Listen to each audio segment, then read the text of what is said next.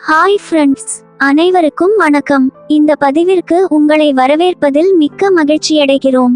தினந்தோறும் ஒரு சுவாரஸ்யமான தகவலை பற்றி பார்த்து வருகிறோம். அந்த வகையில் இன்றைய பதிவில் உலோக காலத்தில் வாழ்ந்த மனிதர்களை பற்றி பார்க்கலாம் வாங்க. உலோக காலம் என்பது மனிதன் கற்களுக்கு அடுத்தபடியாக உலோகங்களை பயன்படுத்திய காலமாகும். இதில் இருந்துதான் மனிதனின் நாகரிகம் பிறந்தது. இதுவும் 3 வகைப்படும். அவை முறையே: 1 செப்பு காலம், 2 வெண்கல காலம், 3 இரும்பு காலம் என பிரிக்கப்படும். செப்பு காலம் பற்றி பார்க்கலாம். செப்பு காலம் என்பது மனித பண்பாட்டு வளர்ச்சியில் தொடக்க கால உலோக கருவிகள் தோன்றிய ஒரு காலகட்டமாகும். கிமு 4300க்கும் 3200க்கும் இடைப்பட்ட செப்பு காலத்தில் சிந்து சமவெளி நாகரிக பகுதிகளில் கிடைத்த செராமிக் பொருட்கள், தெற்கு துருக்மெனிஸ்தான், வடக்கு ஈரான் ஆகிய பகுதிகளில் கிடைத்த செராமிக் உலோக காலத்தில் மனிதர்கள் ஒத்திருக்கின்றன. இது இப்பகுதிகளிடையே போக்குவரத்துகளும் நடைபெற்றிருப்பதை, பொருட்களுடன் இக்காலத்தில் குறிப்பிடத்தக்க வணிகமும் காட்டுகிறது. ஐரோப்பாவுடன் ஒப்பிடும்போது மத்திய கிழக்கு பகுதிகளில் செப்பு காலம் மிக முன்னதாகவே தொடங்கிவிட்டது. எனினும் செப்பு காலத்திலிருந்து முழுமையான வெண்கல காலத்துக்கான மாற்றம் ஐரோப்பாவில் மிக விரைவாக இடம்பெற்றது. செப்பு காலம் மரபுவழியான உள்ளேயே ஒரு மாறும் காலமாக புதிய கற்காலத்துக்கும் வெண்கல காலத்துக்கும் இடையே நிலவியது. செப்பு முதலில் அதிகமாக பயன்படுத்தப்பட்டதாக தெரியவில்லை. எனினும் தகரம் மற்றும் வேறு உலோகங்களுடன் சேர்த்து கலப்பு உலோகம் ஆக்குவது விரைவாகவே தொடங்கிவிட்டது. இதனால் செப்பு காலத்தையும் அக்காலத்துக்குரிய பண்பாட்டையும் பிரித்து அறிவது கடினமானது. இதனால் இப்பாகுபாட்டை தென்கிழக்கு ஐரோப்பா, மேற்கு மற்றும் மத்திய ஆசியா போன்ற உலகின் சில பகுதிகளில் மனிதர்கள் மட்டுமே உலோக காலத்தில் தொல்லியலாளர்கள் பயன்படுத்துகிறார்கள். இப்பகுதிகளில் செப்பு காலம் கிமு 4வது ஆயிரம் ஆண்டுகளை அண்டி நிலவியது. சில சமயங்களில் அமெரிக்க நாகரிகங்கள் தொடர்பிலும் இப்பாகுபாடு பயன்படுத்தப்படுகின்றது. இப்பகுதிகளில் செப்பும் அதன் கலப்பு உலோகங்களும் ஐரோப்பியரின் வருகைக்கு முன்னமே பயன்படுத்தப்பட்டு வந்தது. மிக பழைய செப்பு அகழிடங்கள் இன்றைய மிச்சிகன் மற்றும் விஸ்கோசின் பகுதிகளில் உள்ளன. இவை புதிய உலகில் காலத்தால் முந்தியவையாக இருப்பதுடன் உலகின் மிக பழையனவற்றுள்ளும் அடங்குகின்றன. இப்பகுதிகளில் செப்பு கருவிகள் மற்றும் வேறு சாதனங்கள் செய்வதற்கும் பயன்பட்டது. இங்கே கிடைத்த இத்தகைய பொருட்களுடைய காலம் கிமு 6000 தொடக்கம் கிமு 3000 வரை என்பதாக கணிக்கப்பட்டுள்ளது. வெண்கல காலம் பற்றி பார்க்கலாம். வெண்கல காலம் மனித நாகரிக வளர்ச்சியின் ஒரு காலகட்டமாகும். இக்காலத்தில் முன்னரிலும் மேம்பட்ட உலோக வேலை தொழில்நுட்பம், செப்பு, தகரம் என்பவற்றை நிலத்துக்கு மேல் இயற்கையாக கிடைக்கும் அவற்றின் தாது பொருட்களில் இருந்து பிரித்து எடுத்து உருக்குதல் ஆக்குவதற்காக வெண்கலம் அவ்விரு உலோகங்களையும் கலத்தல் என்பனவற்றை உள்ளடக்கியிருந்தது. வெண்கல காலம் வரலாற்றுக்கு முந்திய சமூகங்களுக்கான முக்கால முறையில் 2வது காலகட்டம் ஆகும். இம்முக்காலங்களில் 1வது கற்காலமும் 3வது இரும்பு காலமும் ஆகும். இந்த முறையின் கீழ் சில பகுதிகளில் வெண்கல காலம் புதிய கற்காலத்தை அடுத்து வருகிறது. ஆப்பிரிக்காவின் சில பகுதிகளிலும் தென் இந்தியாவிலும் வேறு சில பகுதிகளிலும் வெண்கல காலம் இல்லாமலேயே புதிய கற்காலத்தை அடுத்து இரும்பு காலம் உள்ளது. எனினும் தொல்லியலின் முக்கால முறைமையின்படி கற்காலத்தை அடுத்து வெண்கல காலம் வருகிறது. தொன்மவியல் கதைகளின்படி இதற்கு முன் தங்க காலமும் வெள்ளிக்காலமும் இருப்பதாக கருதப்பட்டாலும் அவை வரலாற்று ஆய்வாளர்களால் நிறுவப்பட்ட வரலாறாக ஏற்றுக்கொள்ளப்படுவதில்லை.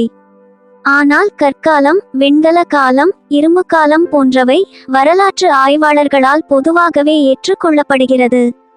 இந்த வெண்கல காலம் புவியின் ஒவ்வொரு பகுதியிலும் தொடங்கிய காலம் வேறுபடுகிறது. தகர கனிமத்தில் இருந்து தகரத்தை பிரித்தெடுத்து அதை செப்புக்கூழோடு சேர்ப்பர்.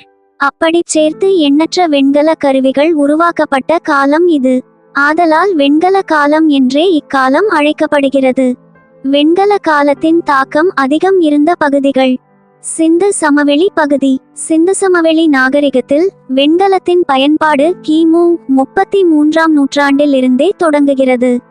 அரபா மக்கள் உலோகவியலில் செம்பு, வெண்கலம், ஈயம் மற்றும் தகரம் போன்றவற்றை பற்றிய புதிய நுட்பங்களை உருவாக்கினர். இப்பகுதியில் வெண்கல காலம் முடிந்தவுடன் இரும்பு காலம் எழுந்தது. வெண்கல இரும்பு காலம் கிமு 17ஆம் நூற்றாண்டில் இருந்து கிமு 13ஆம் நூற்றாண்டு வரை இருந்ததாக கணிக்கப்படுகிறது. பண்டைய எகிப்திய காலம். பண்டைய எகிப்தில் வெண்கலத்தின் பயன்பாடு கிமு 32ஆம் நூற்றாண்டில் இருந்தே தொடங்குகிறது. எகிப்தின் முந்தைய வெண்கல அரசுகள் கிமு 3000 ஆண்டுகளுக்கு முன் தொடங்கி கிமு 2000 ஆண்டு வாக்கில் முடிவடைகிறது. மத்திய வெண்கல அரசுகள் கிமு 2000 ஆண்டுகளுக்கு முன் தொடங்கி கிமு 17ஆம் நூற்றாண்டின் மத்திய பகுதியில் முடிவடைகிறது. பிந்தைய வெண்கல அரசுகள் கிமு 17ஆம் நூற்றாண்டின் மத்திய பகுதியில் தொடங்கி கிமு 1000 ஆண்டில் முடிவடைகிறது. இந்த பிந்தைய வெண்கல அரசுகளின் இறுதி காலத்திலேயே வெண்கல இரும்பு குழப்ப காலமும் எகிப்தில் தொடங்கிவிட்டது. பண்டைய சீனமும் கொரியாவும். பண்டைய சீனத்தில் மாசியோஸ் சமூகம் கிமு 31ஆம் நூற்றாண்டு முதல் 27ஆம் நூற்றாண்டு வரை வெண்கல காலம் அறிமுகமானது.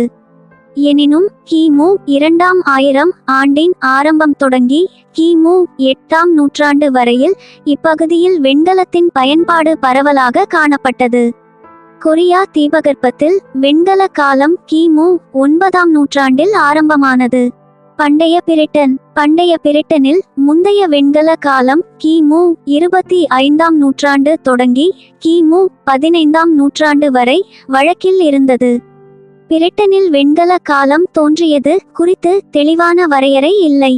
இந்த வெண்கல காலம் என்பது மேலும் 3 பகுதிகளாக வரலாற்று ஆசிரியர்களால் பிரிக்கப்படுகிறது.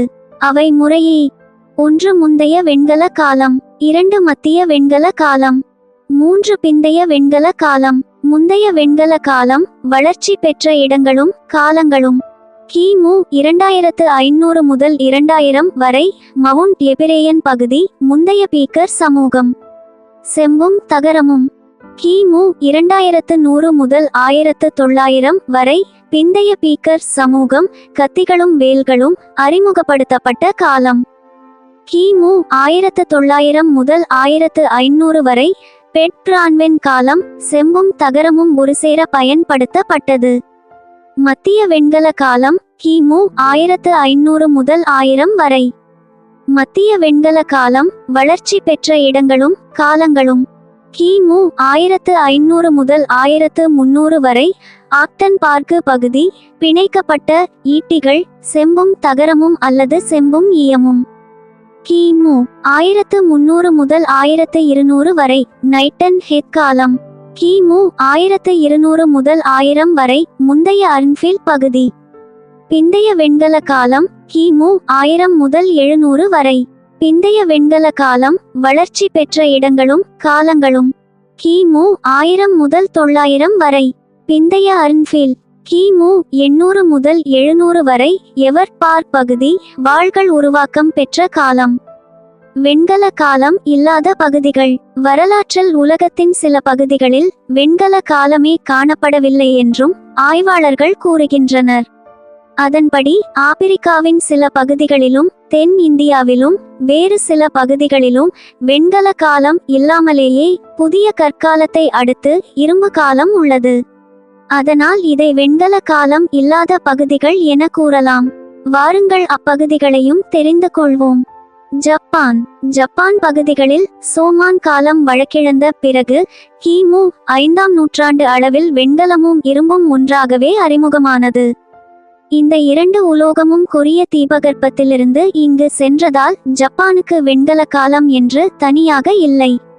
ஜப்பானின் முந்தைய குடிகளை விரட்டிய சோமான்களின் வழியாக பரவிய உலோக காலத்தில் இரும்பே வேளாண்மைக்கும் மற்ற கருவிகள் உருவாக்கத்துக்கும் வெண்கலம் மதச்சடங்குகளில் முக்கியமாக பயன்படுத்தப்பட்டது.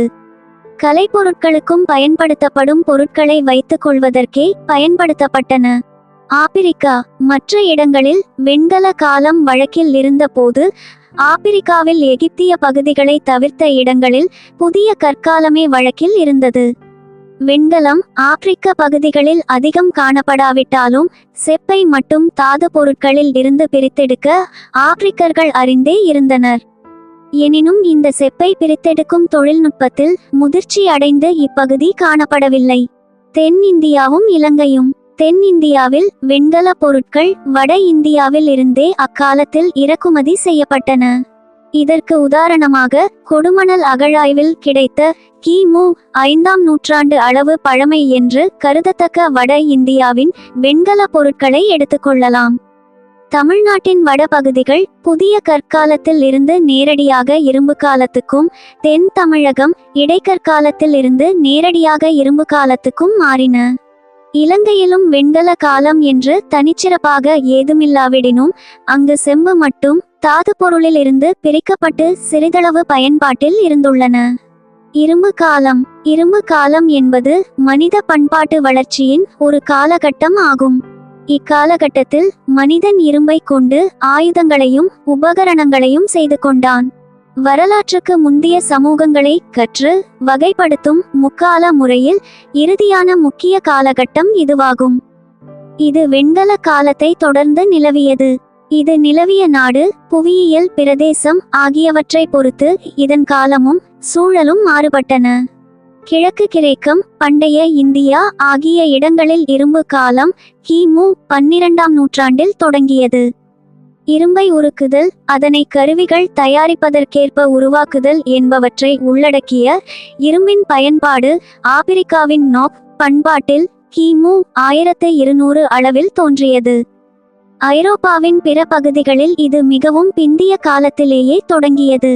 இரும்பு கால பண்பாடு மத்திய ஐரோப்பாவில் கிமு 8ஆம் நூற்றாண்டிலும் வட ஐரோப்பாவில் கிமு 6ஆம் நூற்றாண்டிலும் தோற்றம் பெற்றது. மத்திய தரை கடற்பகுதிகளில் கிரேக்க ரோம பேரரசு காலத்தில் உருவான வரலாற்று மரபுகளுடனும், இந்தியாவில் பௌத்தம் சமணம் ஆகியவற்றின் எழுச்சியுடனும், சீனாவில் கன்பூசியனிசத்தின் தோற்றத்துடனும் இரும்பு காலம் முடிவுக்கு வந்தது. வட ஐரோப்பிய பகுதிகளில் இது மத்திய கால தொடக்க பகுதி வரை நீடித்தது. இரும்பு காலத்தை பின்வருமாறு பிரிப்பர். அவை: வெண்கல காலம் வழக்கிலிருந்த பகுதியும் இரும்பு காலம் தொடங்கிய பகுதியும் கிமு 1400 முதல் 1300 வரை.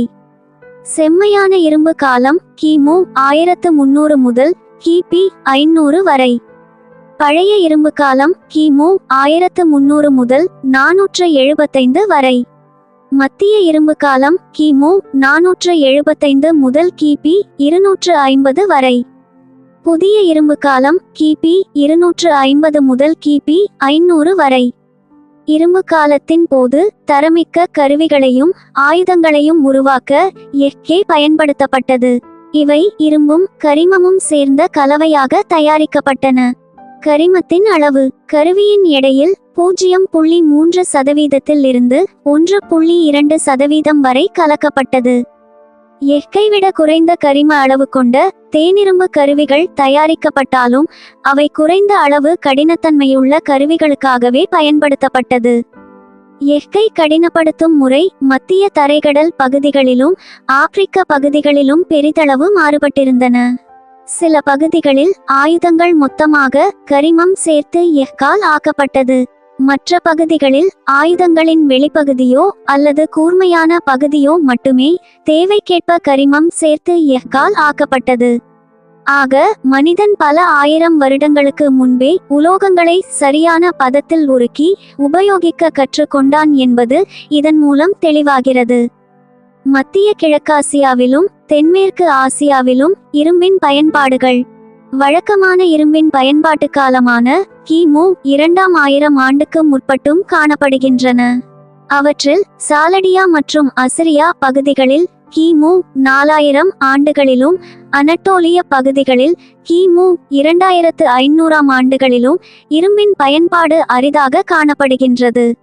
ஆனால் பரவலான இரும்பின் பயன்பாடு கிமு 2000 ஆண்டின் பிற்பகுதியிலேயே காணப்படுகின்றது என்பது குறிப்பிடத்தக்கது. ஓகே ஃப்ரெண்ட்ஸ், மேலும் இது போன்ற பல சுவாரஸ்யமான தகவல்களை பற்றி தெரிந்து கொள்ள நம்முடைய சேனலுக்கு உடனே ஒரு லைக் போட்டு சப்ஸ்கிரைப் பண்ணி சப்போர்ட் பண்ணுங்க. நன்றி, வணக்கம். வாழ்க தமிழ்.